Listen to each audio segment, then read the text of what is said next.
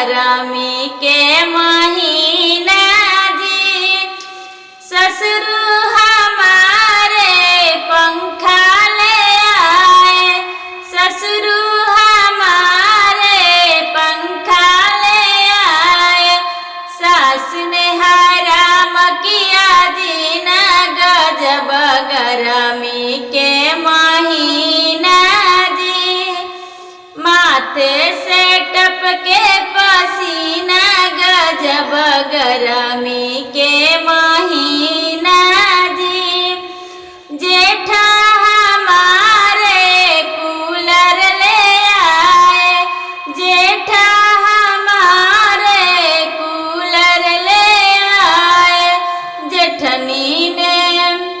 जेठनिया लगा कर दीना गजब गरमी के महीना जी।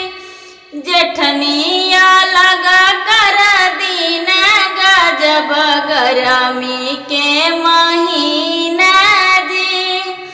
माथे से टपके पसीना गजब गरमी के महीना जी।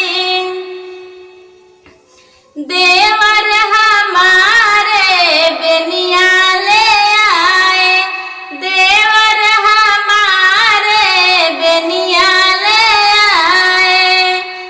देवरनिया झगड़ा करी छीना गजब गरमी के महीना जी।